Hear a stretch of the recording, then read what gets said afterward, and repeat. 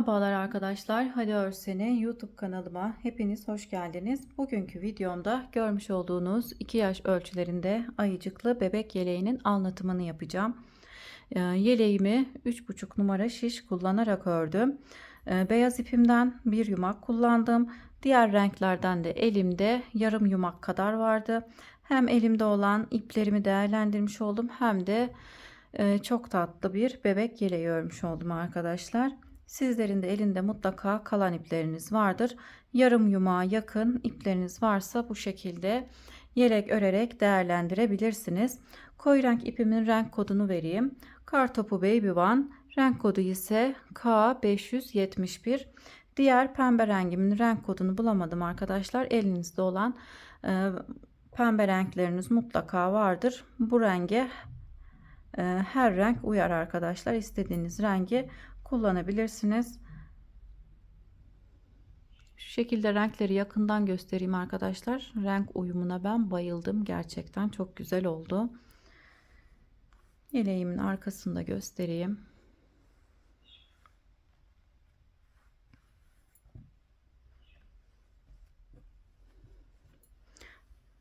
Bu modeli arkadaşlar ben çok severek ördüm. Umarım sizler de keyifle örersiniz. Şimdi yeleğimin ölçülerini vereyim. Beden genişliği 30 santim. Omuz kısmından beden uzunluğu ise 35 santim. Tam 2 yaş ölçülerindeki bebeklerin kullanımına uygun. Bebeğin kilosuna göre 2,5 yaşa kadar da kullanılabilir arkadaşlar. Şimdi hazırsanız yeleğimizin yapımına geçelim. Herkese kolay gelsin. Yeleğimize 3,5 numaralı şişe 84 ilmek atarak başlıyoruz. İlmeklerimi attım. Arka yüzdeyim. İlk sırayı öreceğim. İlk ilmeği örmeden alıyorum. Diğer ilmeklerimi ters olarak örüyorum. Bir sıra ters öreceğiz arkadaşlar arka yüzde. Ters ilmeklerimi bu şekilde önden atarak örüyorum.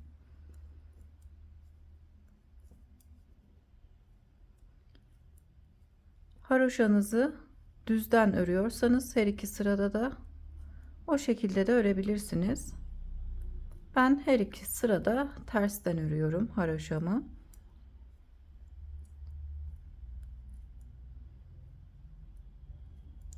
Sıra sonuna kadar ilmeklerimizi bu şekilde ters olarak örelim. Sondaki kalan bir ilmeği düz olarak öreceğim. Şimdi sıra sonuna kadar örüp gelelim.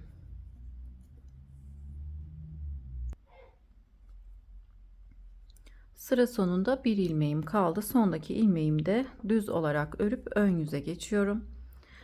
Yeleğimi düz şişle başladım arkadaşlar. İsterseniz siz misinalı şişle daha rahat örüyorsanız misinalı şişle de başlayabilirsiniz. İlmek sayım arttıktan sonra misinalı şişe geçeceğim. Düz şişle başladım. Şimdi ayrımlarımıza geçiyorum. Ön yüzdeyim. Arka yüzde bir sıra ters ördükten sonra ön yüzde ayrımlara geçiyoruz. İlk ilmeği örmeden aldım. 1 2 3 4 5 6 7 8 9 10 11. Önümüz için 11 ilmek ördüm. 2 4 6 8 10 11.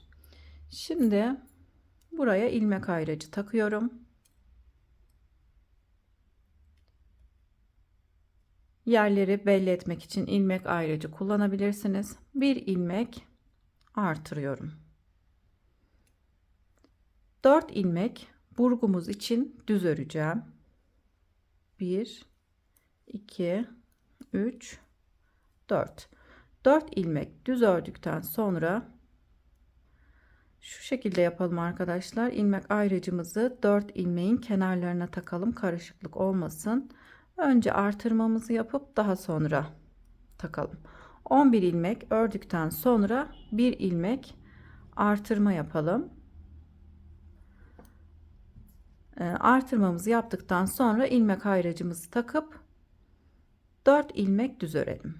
1 2 3 4.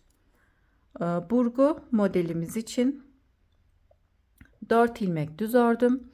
Bu 4 ilmeğin kenarlarına artırma yapacağız. Artırmalarımızı her ön yüzde yapacağız. Robamız boyunca ön yüzde artırmalarımızı yapacağız. Arka yüzde artırma yapmadan ilmeklerimizi örmeye devam edeceğiz. Şimdi tekrar ilmek ayrıcı taktım.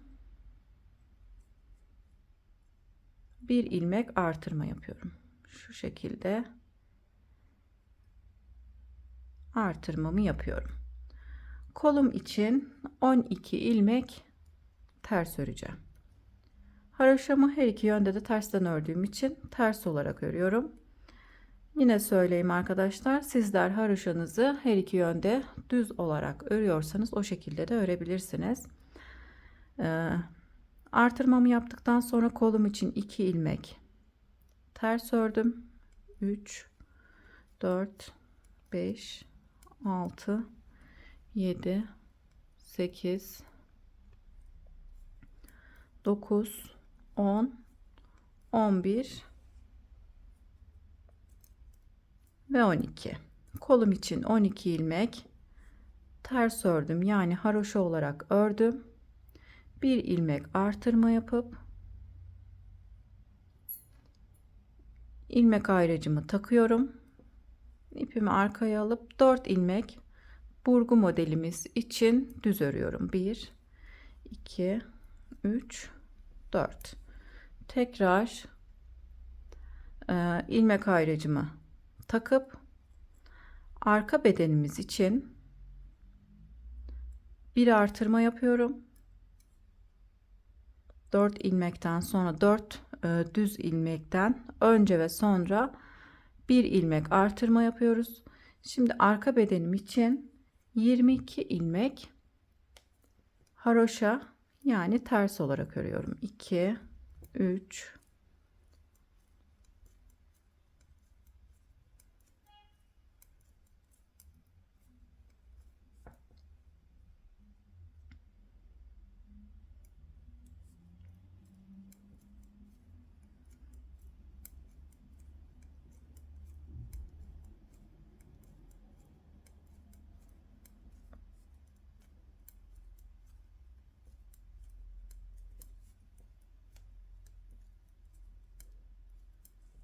22 ilmek arka bedenim için ters ördüm. Bir ilmek artırma yapıyorum. Artırmalarınızı arkadaşlar istediğiniz şekilde yapabilirsiniz. Bu şekilde yapmak şart değil. İsterseniz şu şekilde alttan ipi alıp artırmalarınızı da yapabilirsiniz. Ama bu şekilde de yapabilirsiniz. Şimdi yine buraya ayraç taktım. İlerleyen sıralarda ayraçlarımızı çıkaracağız arkadaşlar. Artırmamı yaptıktan sonra ipimi arkaya alıp 4 ilmek düz örüyorum. Burgu modelim için 1 2 3 4. 4 ilmek düz ördükten sonra tekrar ilmek ayracı takıyorum. Bu şekilde artırma yerlerimiz belli oluyor arkadaşlar. Tekrar bir ilmek ayracımı taktıktan sonra bir ilmek artırma yapıp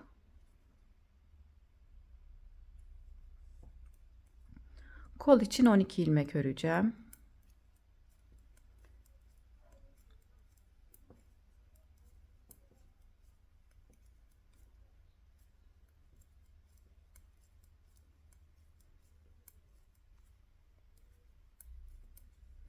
Artırmamı yaptıktan sonra 2 4 6 8 10 12 12 ilmek ördükten sonra tekrar bir ilmek artırma yapıp yine ilmek ayracımı taktım. İpimi arkaya alıp 4 ilmek düz örüyorum. 4 ilmek düz ördükten sonra yine bir ilmek artırma yapıyorum. Şimdi önüm için 11 ilmek öreceğim. 2, 4, 6, 8, 10, 11.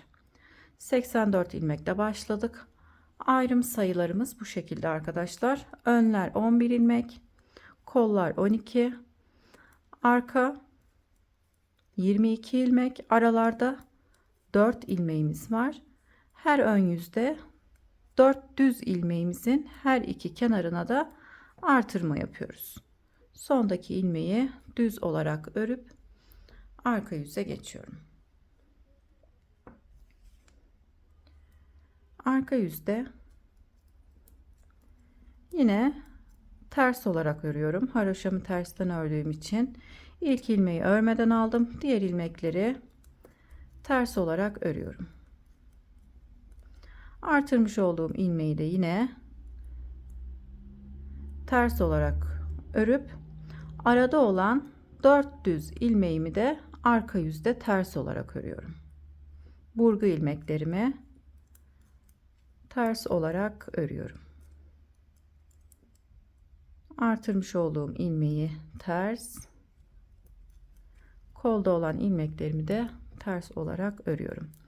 Yani arka yüzde sıra başındaki ilk ilmeği örmeden aldıktan sonra sıra sonunda bir ilmeğimiz kalana kadar bütün ilmeklerimizi ters olarak örüyoruz.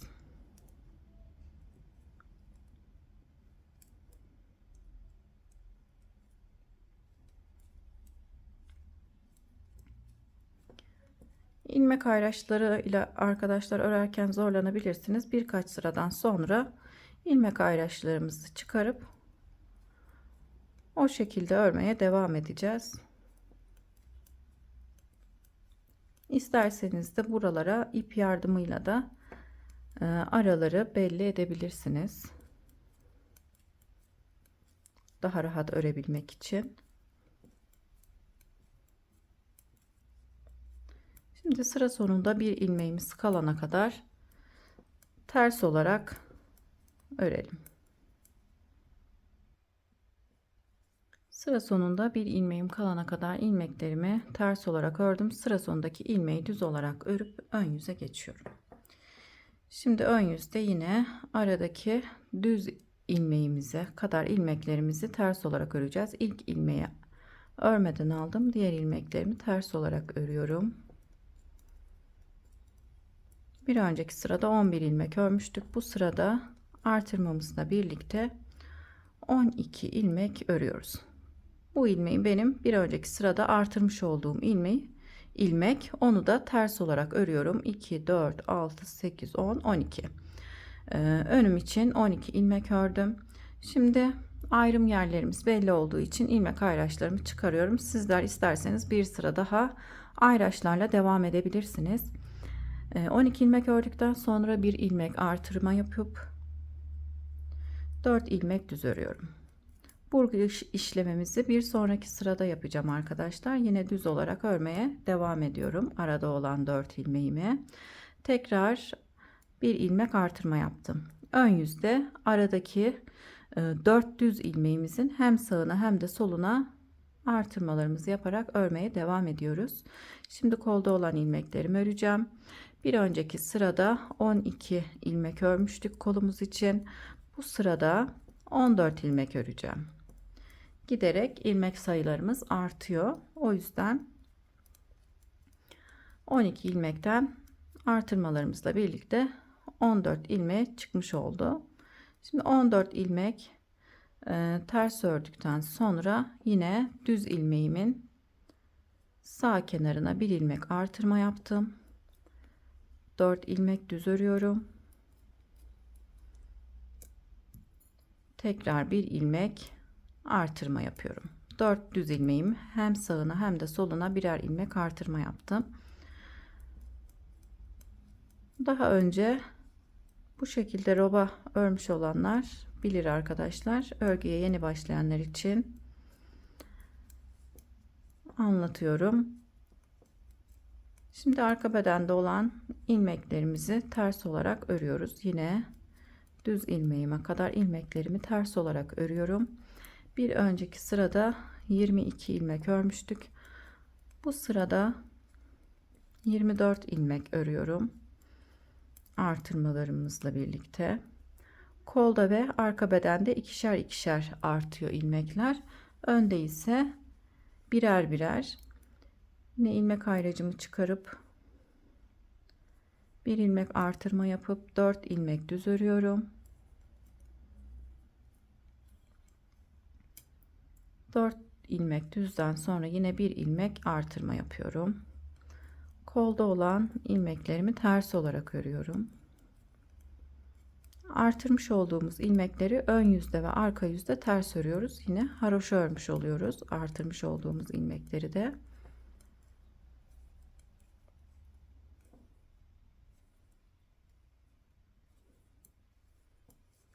Düz ilmeğime kadar ilmeklerimi ters olarak ördüm. Bir ilmek artırma yapıp 4 ilmek düz örüyorum. İlmek ayraçlarımı çıkarmış oldum arkadaşlar. Düzlerimiz kendisini belli ettiği için artık karıştırmayız. Düz ilmeklerimizin her iki kenarına artırmalarımızı yaparak örmeye devam ediyoruz.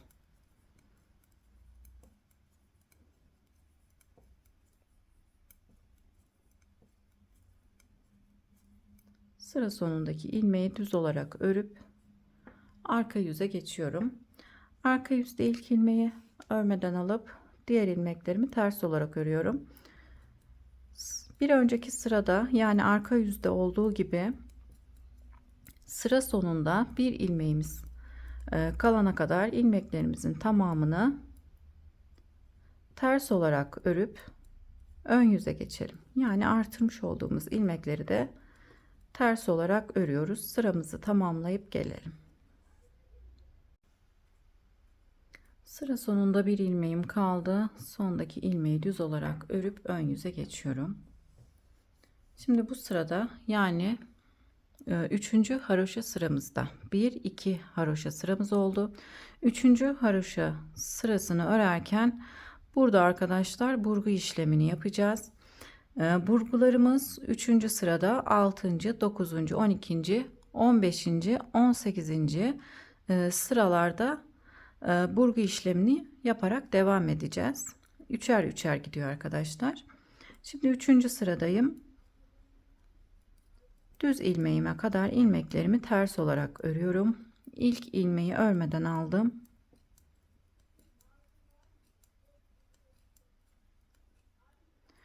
Düz ilmeğime kadar ilmeklerimi ters olarak örerek geldim. Şimdi bu 4 ilmeğimi yine her iki kenarına artırmamı yapacağım.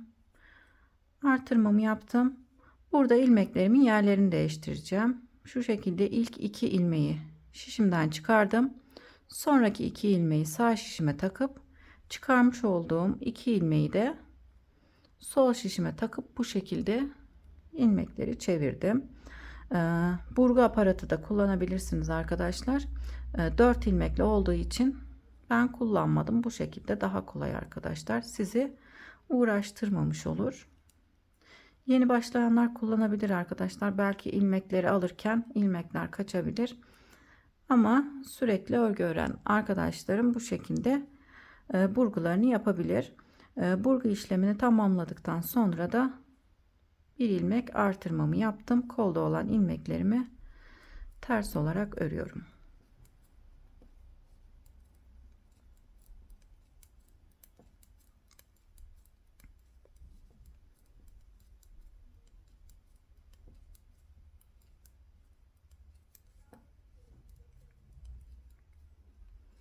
Yine düz ilmeğime kadar ters örerek geldim. Bir ilmek artırmamı yaptım.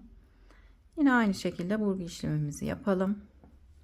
3. haroşa sırasında burgu işlemimizi yapıyoruz. Daha sonra 6. 9 12 bu şekilde üçer üçer devam ediyor. İlk 2 ilmeği çıkardım. Sonraki 2 ilmeği sağ şişime taktım. Çıkarmış olduğum ilmekleri de sol şişime geçirip ilmeklerimizin yerlerini değiştiriyoruz. Yine 4 ilmeğimi düz olarak örüyorum.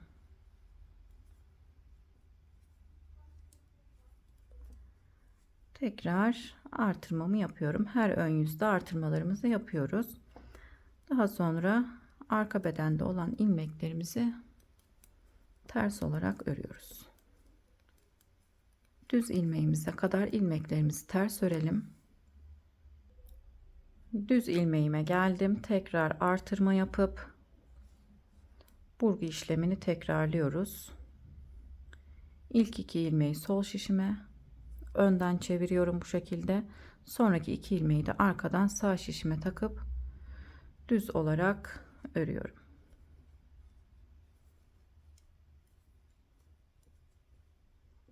Tekrar bir ilmek artırma yapıyorum. Bu defa kolda olan ilmeklerimi ters olarak örüyorum. Düz ilmeğimize kadar ilmeklerimizi ters olarak örelim.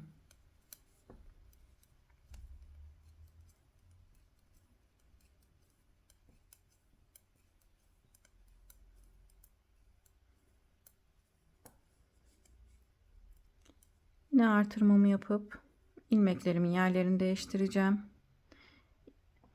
2 ilmeği şişimden çıkarıp sonraki 2 ilmeği sağ şişime taktım. Çıkarmış olduğum ilmekleri sol şişime takıp önden bu şekilde ilmeklerimizin yerlerini değiştirmiş oluyoruz.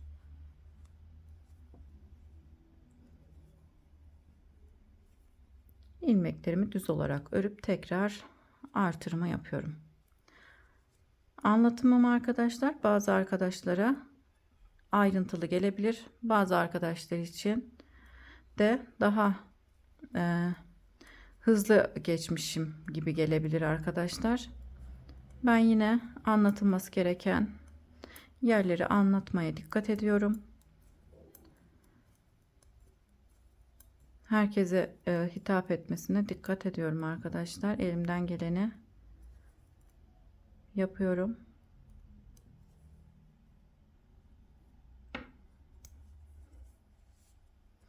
Şimdi sıramı tamamlayıp arka yüze geçtim. Arka yüzde ilk ilmeği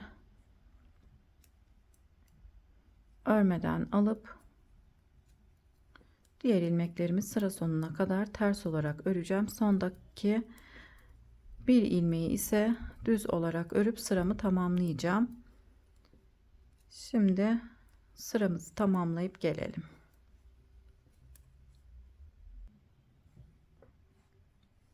Arka yüzü ters örerek tamamladım. Sondaki ilmeğimi de düz olarak örüp ön yüze geçiyorum. 3 haroşa sırası ördük arkadaşlar. Yine aynı şekilde arada olan düz ilmeklerimizin hem sağına hem de soluna artırmalarımızı yaparak roba kısmını örmeye devam ediyoruz. Düz ilmeklerimizi arka yüzde ters olarak örüyoruz. Diğer ilmekleri de hem ön yüzde hem de arka yüzde ters olarak yani haroşa olarak örmeye devam ediyoruz. Burgularımızı da 3. haroşa sırasında, 6. haroşa sırasında, 9, 12, 15, 18. haroşa sıralarında ilmeklerimizin yerlerini değiştirerek burgularımızı robamız boyunca yapıyoruz arkadaşlar. Bu şekilde robamızı örmeye devam edelim. İlmek sayınız arttığı zaman da misinalı şişe geçebilirsiniz ya da misinalı şişle de başlayabilirsiniz. Hiç fark etmez arkadaşlar. Şimdi toplamda 20 haroşa sırası öreceğiz.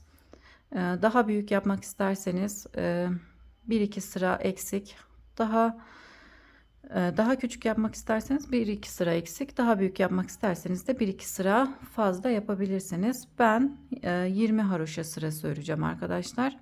Şimdi 20 haroşa sırası olana kadar örmeye devam edelim. 20 haroşa sırası olduktan sonra kol ayrımlarına geçeceğiz. O kısma kadar örüp gelelim.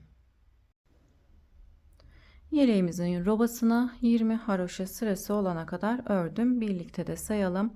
2, 4, 6, 8, 10, 12, 14, 16, 18, 20. Daha rahat örebilmek için de ilmek sayım arttığı için misinalı şişe geçtim. Şimdi kol ucumuzu farklı bir renkle öreceğiz. Şimdi yine düz ilmeğimize kadar ilmeklerimizi örmüş olduğumuz gibi örelim. Bu sırada kol ayrımlarımızı yapacağız.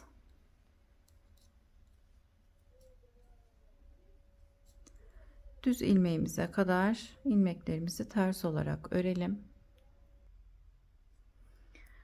Düz ilmeğime kadar örerek geldim. Burada arkadaşlar son kez artırmamı yapıyorum. Düz ilmeğimden önce 2 ilmeği yine bu şekilde burada da burgu işlemimizi yapalım. 21. sıradayız.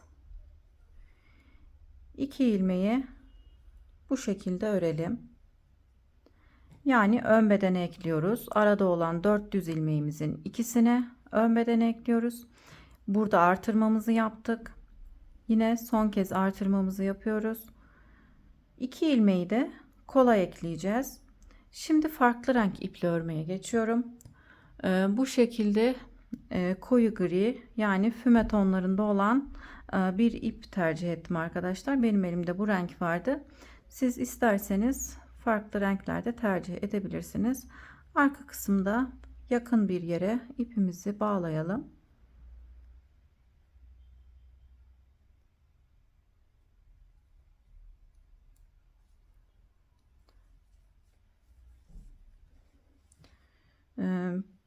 Şu şekilde şişimi çıkarıp bu şişi kapatacağım. İlmeklerimin kaçmaması için bu şişi kapattım. Kolumu düz şişle örmeye geçiyorum arkadaşlar. Farklı bir şiş kullanacağım. Beni rahatsız etmemesi için de şişimi bu şekilde kapatıp alt tarafa alıyorum.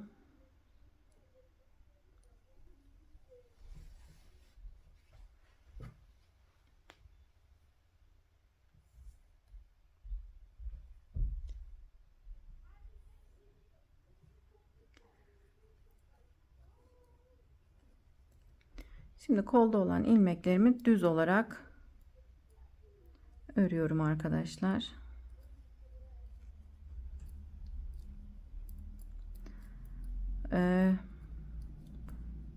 Burada ön bedende artırma yaptım fakat kolda artırma yapmıyorum. İlmeklerimizi düz olarak örüyorum. Kolda kaç ilmeğimiz var söyleyeceğim arkadaşlar.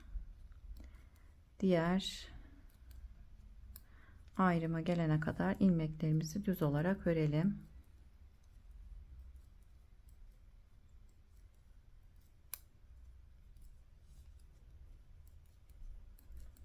İstediğiniz rengi kullanabilirsiniz.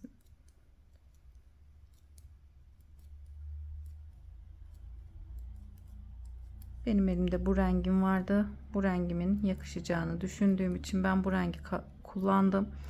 Sizlerin de elinde mutlaka kalan ipleriniz vardır. Hem iplerinizi değerlendirmiş olursunuz.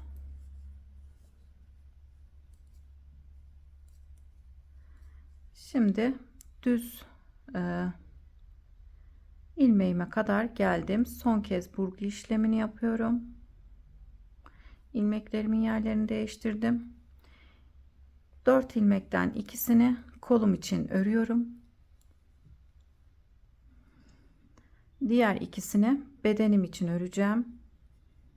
Burada da tekrar son kez bedende artırma yapacağız. Kolda artırma yapmıyoruz. Bu şişimi de çıkardım rahat örebilmek için. Kaçmaması için kapatıcıyla kapatıyorum, ilmek kapatıcıyla.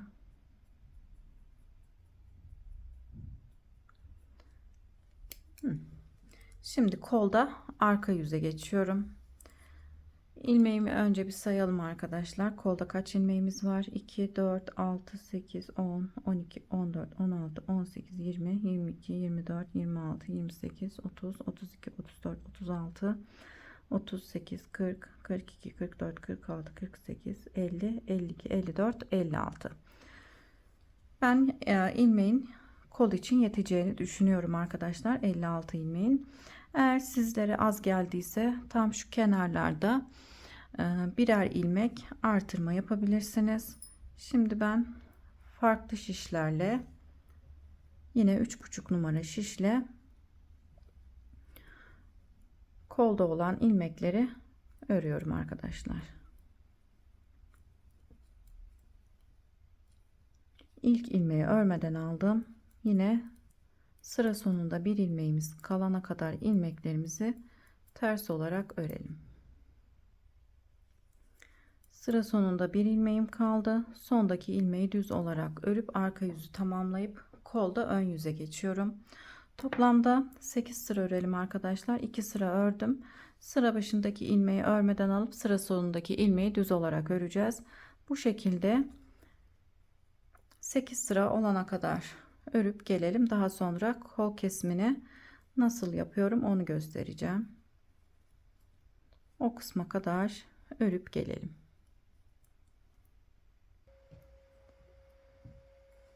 Kol ucuna 8 sıra koyu renk ipimle ördüm arkadaşlar. Şimdi ön yüzde kesim yapacağım.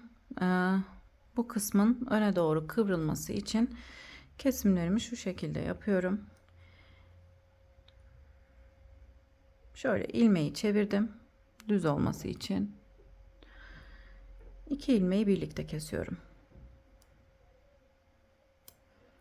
Tekrar şişe taktım. Yine 2 ilmeği birlikte örerek kesiyorum. İlmeğimi şişe takıp 2 ilmeği birlikte örerek kesiyorum. İlmeklerimizi çok sıkmadan, çok da gevşek bırakmadan keselim arkadaşlar. İlmeğimi şişe takıp kesiyorum.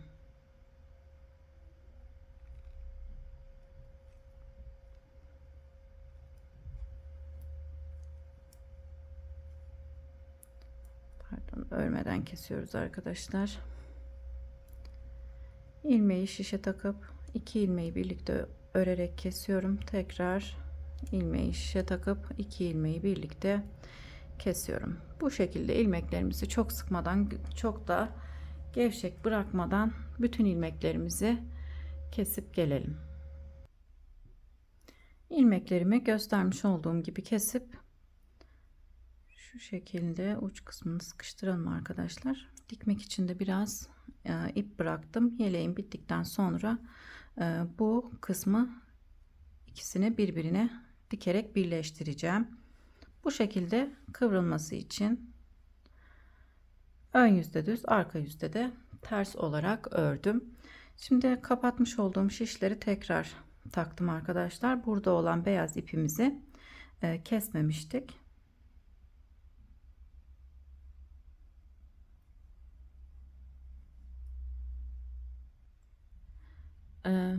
Ön bedende 34 ilmeğim var. Şimdi arka bedende tekrar bir ilmek artırma yapacağım.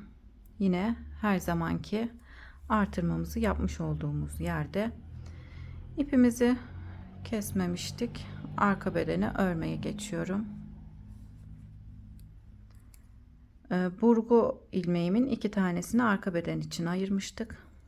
2 ilmeği düz olarak örüyorum. Burada yine bir ilmek artırma yapıyorum.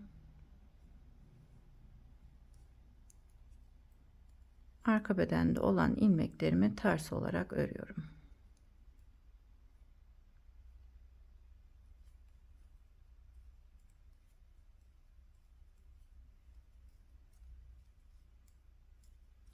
Diğer kol ayrımına kadar ilmeklerimizi ters olarak örelim. Yine bu kısma 8 sıra farklı renk iple bu şekilde ön yüzde düz, arka yüzde ters olarak öreceğiz. Düz ilmeklerimize kadar ters olarak örelim. Arka bedende olan ilmeklerimi örerek geldim. 65 ilmeğim var. 65 ilmeğimi ördüm. Bir ilmek artırıyorum. 66 ilmek oldu. Şimdi yine burada ilmeklerimin yerlerini değiştiriyorum.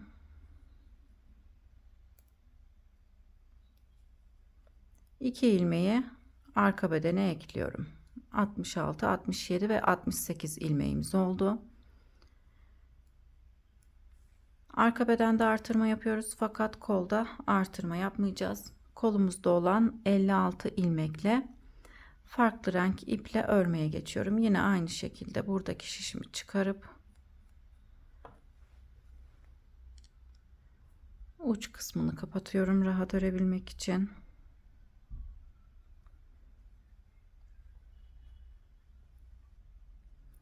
Koyu renk ipimi arka kısma bağladım. Kolda artırma yapmadan ilmeklerimizi farklı renk iple örelim arkadaşlar.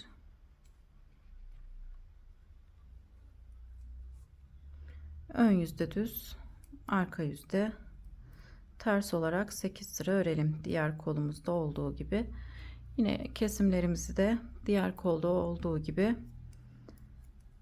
yapıp bu kolumuzu da bitirelim arkadaşlar. Daha sonra beden kısmımızı örmeye geçeceğiz. Kolumuzu tamamlayıp gelelim.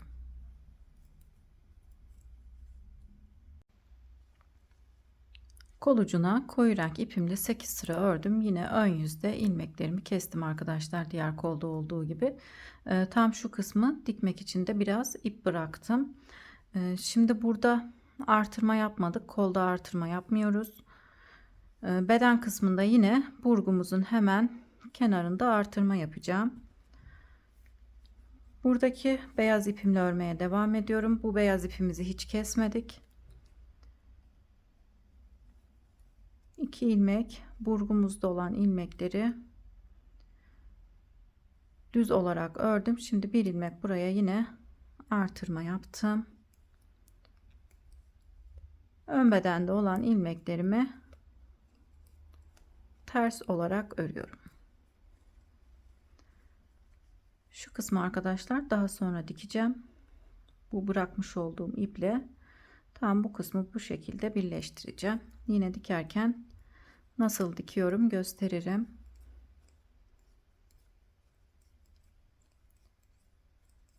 Sıramızı tamamlayıp arka yüze geçelim. Sıramı tamamladım. Arka yüze geçiyorum. Yani arkadaşlar roba kısmımızı tamamlamış olduk. Kollarımızı da ördük.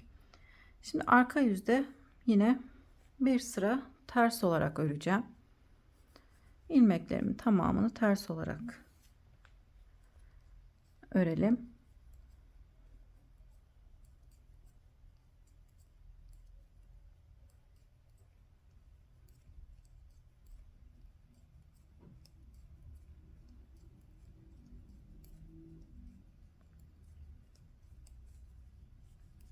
Beden kısmında iki farklı renk kullanacağım. Yine bu koyu gri ipimi kullanacağım.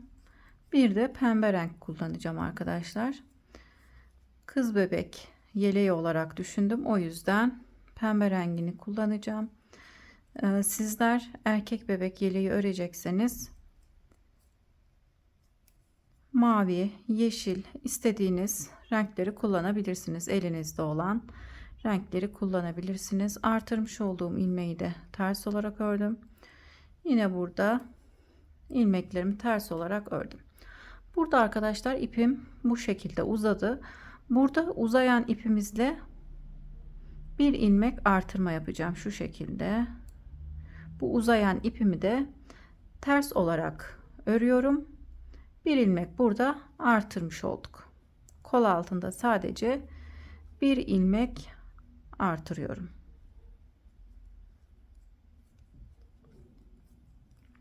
Artırmış olduğum ilmekleri örüyorum. Ve tam kol altında uzayan ipimizle bir ilmek artırma yapıyoruz. Şimdi diğer kol altına kadar ilmeklerimizi ters olarak örelim. Kol altına kadar geldim. Yine burada uzayan ipimle artırma yapacağım. Artırmış olduğum ilmeği de ters olarak örüyorum. Kol altında bir ilmek artırma yapmış oluyoruz. Burada ön bedende olan artırmış olduğum ilmekleri de ters olarak örüyorum. Sıramızı ters örerek tamamlayıp ön yüze geçelim.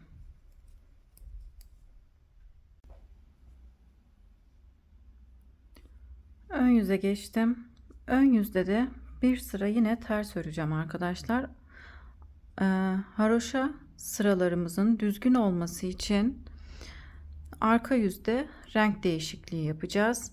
Şimdi ön yüzde bir sıra ters örüp arka yüzde koyu renk ipimizle örmeye geçeceğiz. Ön yüzümüzü ters örerek tamamlayıp gelelim. Ön yüzde bir sıra ters örerek sıramı tamamladım. Şimdi koyu renk ipimle örmeye geçiyorum. Koyu renk ipimi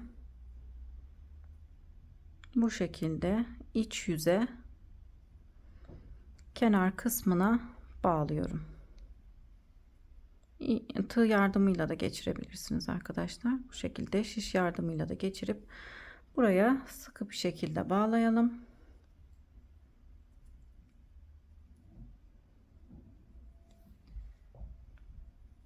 Bu sırada ve ön yüzde, yani şu an ters yüzdeyiz. Bir sıra ters yüzde, bir sırada ön yüzde. Arka ve ön yüzde birer sıra koyu renk ipimizle öreceğiz. Normalde ilk ilmeğimi örmüyordum fakat renk değişikliği yaparken ilk ilmeğimi ters olarak örüyorum. Şimdi bütün ilmeklerimizi sıra sonuna kadar ters olarak örelim. Haroşalarımızın düzgün olması için ters yüzde renk değişikliği yaptık arkadaşlar.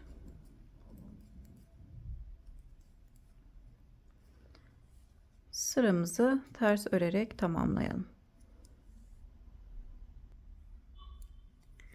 Arka yüzde bir sıra örüp sıramı tamamladım. Şimdi yine koyu gri ipimle, yani fümeye yakın bir renk arkadaşlar, füme tonlarında, ön yüzde de yine bir sıra bu renkle öreceğim. İlk ilmeği örmeden aldım. Diğer ilmeklerimi ters olarak örüyorum. Bu renkten sonra beyaz renkle öreceğim. Daha sonra pembe renk kullanacağım arkadaşlar. Kız bebeği olarak düşündüğüm için, kız bebek yeleği olarak düşündüğüm için pembe rengi tercih ettim. Sizler erkek bebek olarak düşünürseniz mavi, yeşil, istediğiniz renkleri kullanabilirsiniz. Elinizde olan kalan ipleri de değerlendirmiş olursunuz. Şimdi bu renkle sıra sonuna kadar ters örüp sıramızı tamamlayalım.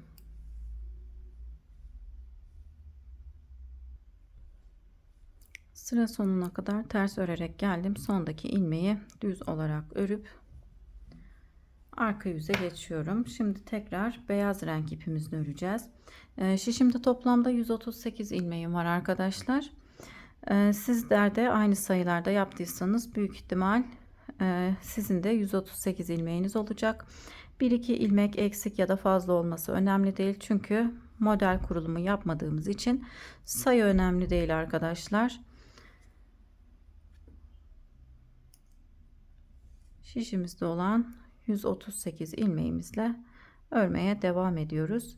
İlk ilmeği normalde örmeden alıyorum fakat renk değişikliği yaparken ilk ilmeği ters örüyorum. Kenar kısımlarının düzgün olması için renk değişikliği yaparken sıra başındaki ilmeği ters olarak örüyorum. Diğer sıralarda, renk değişikliği yapmadığımız sıralarda sıra başındaki ilmeği örmeden alıyoruz. Yine beyaz renk ipimizle de arka yüzde bir sıra ters, ön yüzde de bir sıra ters örüp gelelim.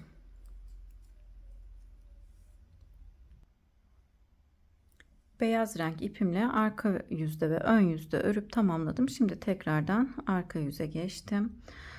İpimi buraya bağladım arkadaşlar. Pembe renk ipimi tam kenar kısma bağladım. Yine renk geçişlerinde İlk ilmeği ters olarak örüyorum. İlk ilmeği şu şekilde ters olarak örüp beyaz ipi çekiştirerek sıkıştırıyorum. Diğer ilmeklerimi de ters olarak örüyorum.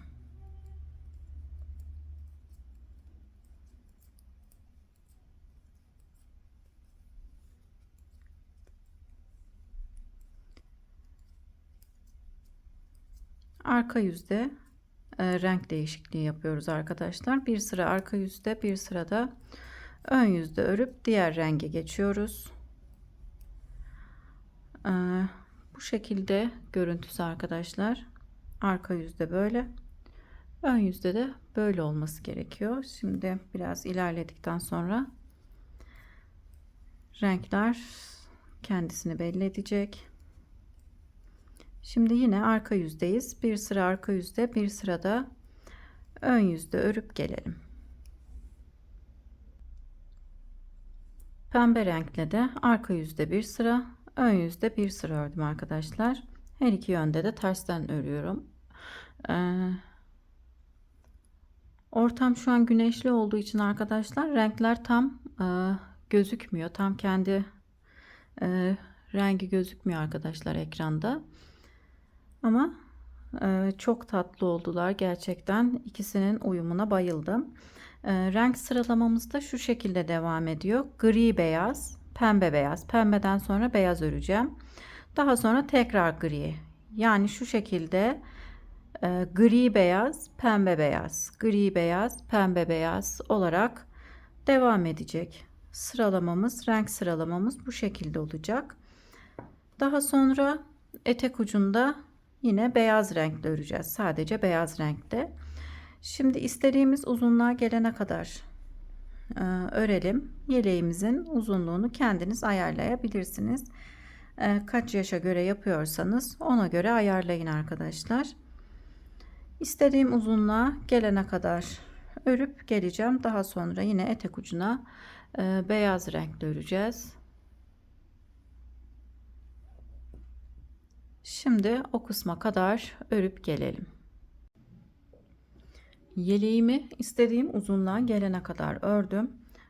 Renkleri bittikten sonra da 5 sıra beyaz ördüm arkadaşlar.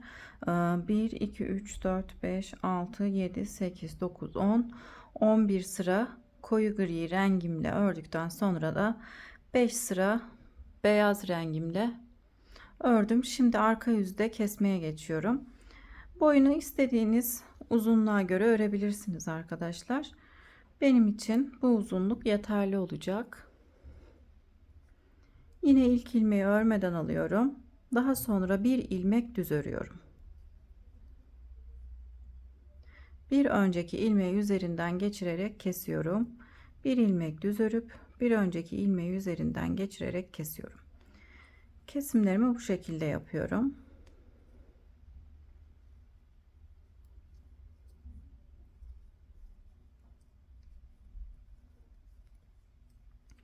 Bir ilmek düz örüp bir önceki ilmeği üzerinden geçirerek kesiyorum. İlmeklerimizi keserken çok sıkmadan, çok da gevşek bırakmadan keselim. Arka yüzde kesiyorum çünkü ön yüze bu şekilde ilmeklerimin haroşa olarak gelmesi için arka yüzden kesimlerimi yapıyorum. Şimdi ilmeklerimizin tamamını kesip gelelim.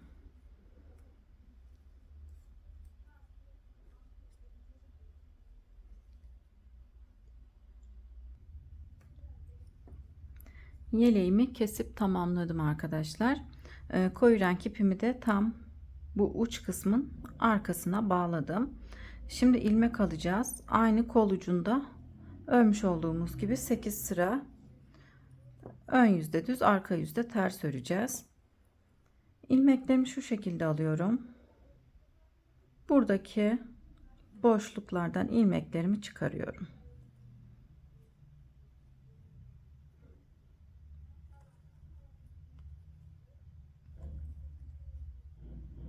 Şu şekilde büyük boşluklardan ilmeklerimizi çıkarıyoruz.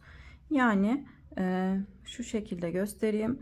Haroşa sırasının hem bu tarafından hem de bu tarafından çıkarmış oluyoruz. Yani her haroşa sırasının Her iki tarafından da ilmeklerimizi çıkarmış oluyoruz. Ona dikkat ederek ilmeklerimizi bu şekilde çıkaralım.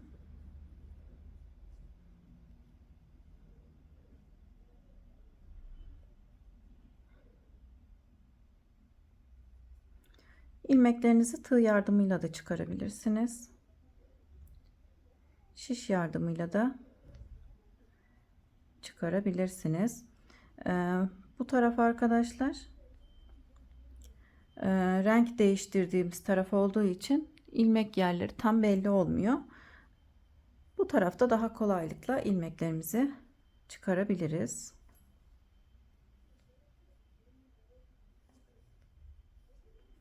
Şu şekilde göstereyim. Beyaz haroşa sırasının bu tarafından çıkardım. Bir de diğer tarafından çıkarıyorum.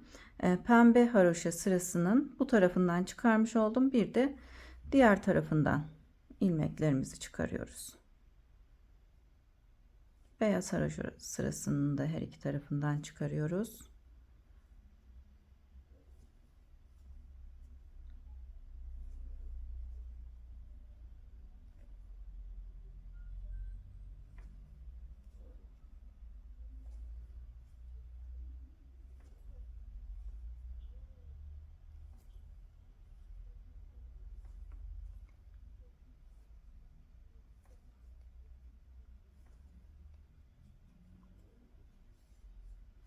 Bu şekilde ilmeklerimizi yaka kısmına kadar çıkaralım arkadaşlar. Yaka kısmına gelince yine orada da ilmeklerimi nasıl çıkarıyorum göstereceğim.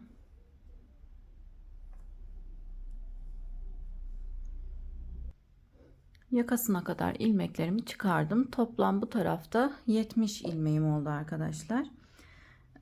Şimdi yakasından ilmeklerimi çıkaracağım. Yine her gördüğüm düz ilmekten, yani boşluklardan, buradaki boşluklardan batarak ilmeklerimi çıkaracağım. Fazla ilmek sayısı olduğu için arkadaşlar uzun misina takın. Uzun misinalı şişiniz varsa onu kullanın. Daha rahat olması için. Çünkü hem yakasından hem de hem buradan hem de diğer taraftan ilmeklerimizi çıkardığımız için ilmek sayımız biraz fazla. Ben 100 santimlik misinalı şişe taktım. İlmeklerimi takıyorum. Yakasından da bu şekilde çıkarıyoruz. Her gördüğümüz, şöyle yakından göstereyim, her gördüğümüz boşluklara batarak ilmeklerimizi çıkarıyoruz. Şimdi yakasından ilmeklerimizi alıp gelelim.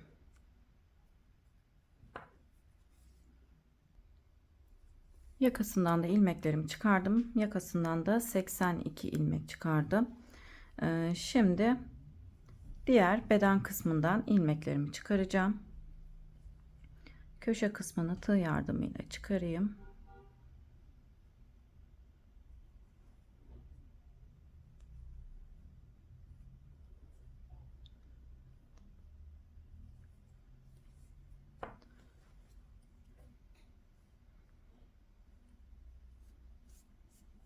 Tam köşe kısmı şişle rahat alınmıyor arkadaşlar. O yüzden biraz tığ ile çıkarmaya devam edeyim. Yine şu şekilde görmüş olduğumuz boşluklara batarak ilmeklerimizi çıkaralım. Her düz ilmekten ilmeklerimizi çıkarıyoruz. Bu tarafta ilmekler daha çok belli oluyor. Diğer tarafta renk değişikliği yaptığımız için ilmekler tam kendisini göstermiyordu renkli kısımda.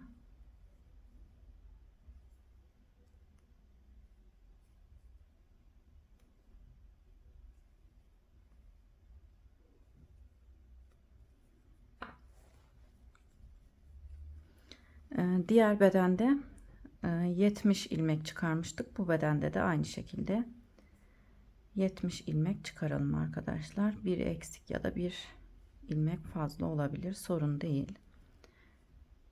İlmek sayıları sizin örmüş olduğunuz yeleğin uzunluğuna göre değişebilir. Aynı sayılarda da olması şart değil. Bakın arkadaşlar, görmüş olduğum şu şekilde düz ilmeklere batarak ilmeklerimi çıkarıyorum. İlmeklerimizin tamamını bu şekilde çıkarıp gelelim. Bu bedende de 70 ilmek çıkardım arkadaşlar. Şimdi şişimizde olan ilmeklerle 8 sıra öreceğiz. Aynı kolda örmüş olduğumuz gibi.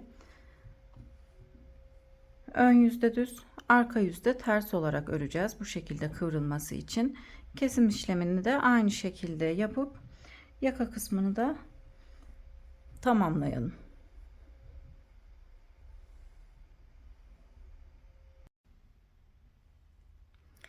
Yeleğimin ön kısımlarını tamamlayıp geldim arkadaşlar. Kolda olduğu gibi bu kısımlarını önden kestim. Aynı kolda kesmiş olduğumuz gibi ön kısımlarını da kesip tamamladım. Kol dikişlerini yapalım arkadaşlar şimdi. Bu tarafı ben yaptım. Diğer tarafı da birlikte dikelim. Nasıl dikiyorum göstereyim. Ayıcığını da yapıp diktim arkadaşlar. Bu videomda ayıcık yapımını anlatmayacağım. Video gereksiz yere uzamasın arkadaşlar. Bu videodan sonra ayıcık yapımını ayrı olarak anlatacağım. Oradan izleyerek ayıcığını da yapabilirsiniz. İsterseniz tek ayıcık, isterseniz de bu tarafa da şu kısma da yine bir ayıcık daha yapabilirsiniz. Sizin tercihinize kalmış. Düğmeleri için de bu şekilde küçük parçalar öreceğiz arkadaşlar. Ben bir tanesini örüp diktim. Diğerini de birlikte öreceğiz. Bu tarafı sabit bir şekilde dikiyorum arkadaşlar. Hem düğmeyi hem ördüğümüz parçayı yeleğimizin bu kısmına sabit bir şekilde dikiyorum. Bu tarafına ilik açmadım.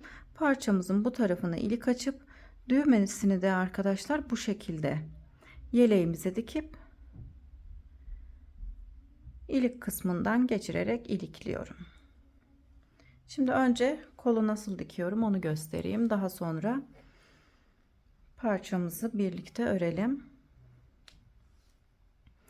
Bırakmış olduğum uzun ipi iğneme geçirdikten sonra uç kısmından iki tarafı birleştiriyorum. Daha sonra şu şekilde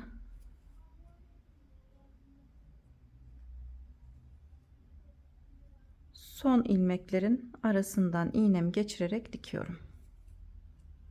Bu şekilde daha düzgün bir dikiş elde etmiş oluyoruz.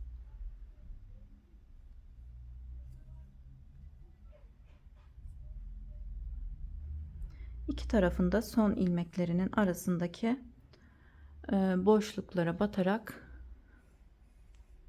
dikiyorum.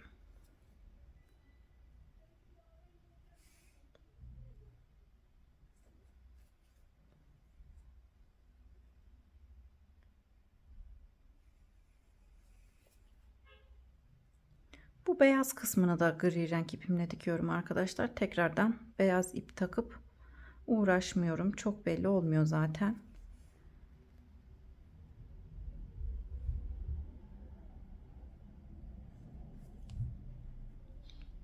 Bakın arkadaşlar bu şekilde belli olmuyor. Tekrar arka tarafına yani iç kısmına geçiyorum.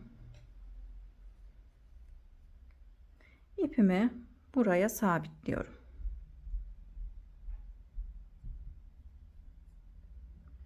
Bu kalan ipleri arkadaşlar tığ yardımıyla ya da iğne yardımıyla gizleyip kesebilirsiniz. Bu şekilde iç kısımlarından yürüttüm. Daha sonra bu iplerimi keseceğim. Dikişimiz de bu şekilde oldu. Bu şekilde düzgün bir görüntü elde edebilmek için bu şekilde diktik. Sizler farklı şekilde de dikebilirsiniz. Kolumuz zaten dışa doğru kıvrılıyor. Ayıcığımı dediğim gibi bir sonraki videoda anlatımını yapacağım. Şimdi bu parçamızı örüp yeleğimize dikelim. Yine 3,5 numaralı şişe beyaz ipimle başladım. 22 ilmek attım. İlk ilmeği örmeden alıyorum. Daha sonraki ilmekleri ters olarak örüyorum. 2 haroşa sırası örünce arkadaşlar tek tarafına ilik açacağım.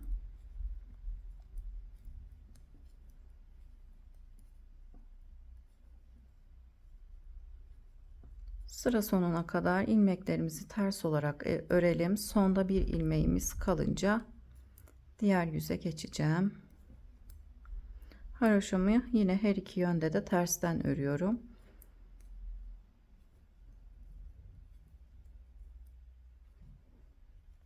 Sonda bir ilmeğim kaldı. Örmeden şişime takıp diğer yüze geçtim. Bu yüz bizim arkadaşlar ters yüzümüz olacak. Normalde düz olarak örüyordum fakat bu defa ters yüzüm olarak düşünüyorum.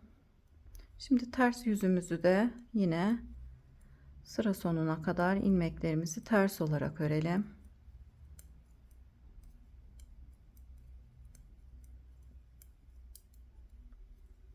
...22 ilmekle başlıyoruz. Yeleğinizi daha küçük yaptıysanız arkadaşlar, roba kısmında 1-2 sıra eksik yaptıysanız bu kısmı yine daha küçük yapabilirsiniz. Yeleğe göre ayarlayın. 22 ilmek yaptık. 20 ilmek ya da 18 ilmek yapabilirsiniz. Yine sondaki ilmeği örmeden şişime taktım. Ön yüze geçiyorum.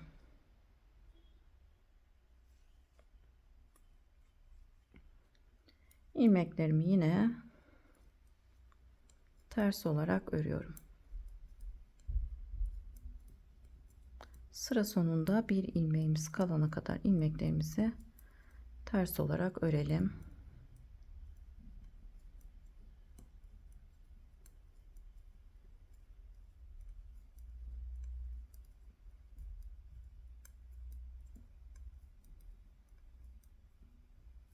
Sondaki ilmeği örmeden şişime takıp arka yüze geçiyorum.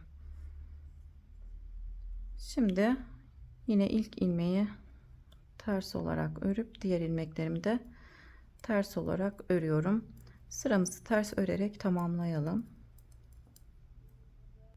Sıramı tamamlayıp ön yüze geçtim. 2 haroşa sırası oldu. Şimdi bu sırada ilik açıp 2 sıra daha öreceğiz. Toplamda 4 sıra örüp düğmeli parçamızı da ilikli parçamız tamamlayacağız. Şimdi 4 ilmek örüyorum. 4 ilmek ördükten sonra ilik açıyorum. Alttaki bir şu şekilde şişime takıp ters olarak örüyorum. Hemen yanındaki 2 ilmeği birlikte örerek kesiyorum. Bir ilmek burada artırmış, bir ilmek kesmiş olduk. İliğimizi bu kısma açtım. 4 ilmek ördükten sonra ilik açtık. Yine aynı şekilde ters olarak örmeye devam ediyorum.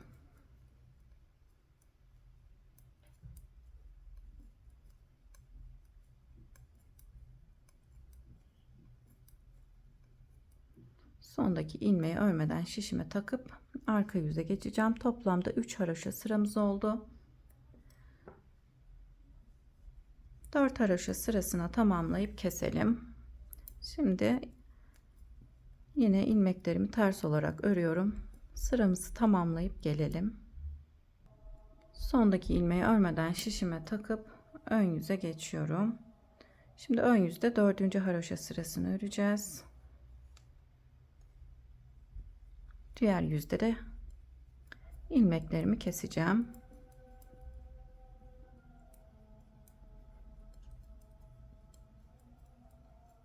Şimdi sıramızı tamamlayalım. Sıramı tamamladım. 4 haroşa sırası oldu. Arka yüzde ilmeklerimizi kesmeye geçiyorum. 2 ilmeği birlikte örerek kesiyorum. Şu şekilde ilk 2 ilmeği birlikte alıp ikisini birlikte örüyorum. Tekrar ilmeği şişime takıp yine 2 ilmeği birlikte örerek kesiyorum. Kesimlerimi bu şekilde yapıyorum. Sizler farklı yöntemle kesimlerinizi yapıyorsanız o şekilde de yapabilirsiniz. Ben bu şekilde 2 ilmeği birlikte örerek kesiyorum. Şimdi bütün ilmeklerimizi kesip gelelim.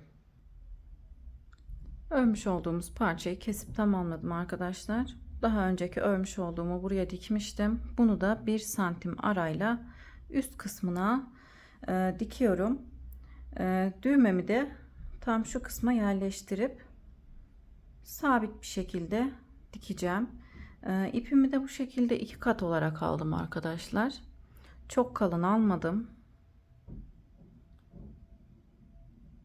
Dikerken ben bu şekilde ince iple dikmeyi seviyorum. Kalın iple görüntü çirkin oluyor arkadaşlar. Hem arka tarafından belli oluyor. Şimdi düğmemi bu kısma dikiyorum. Bu tarafını sabit bir şekilde, bu düğmemizi sabit bir şekilde dikelim. Diğerini de yeleğe dikeceğim.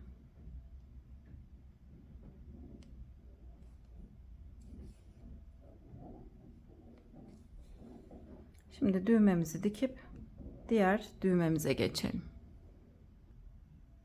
Diğer düğmeyi dikmeye geçtim arkadaşlar. Düğmemizi de yine tam iliğimize denk gelecek şekilde karşı tarafına dikip yeleğimizi tamamlayalım. Düğmemi dikip tamamladım arkadaşlar. Düğmeler tek taraflı açılıyor. Bu taraflar sabit, bu taraflar açılarak yeleğimiz kullanılıyor arkadaşlar. Dilerseniz bu tarafını da ayıcık yapabilirsiniz. Buraya kadar beni izlediğiniz için çok teşekkür ederim. Yeni örgü videolarımda görüşmek üzere. Şimdilik hoşça kalın.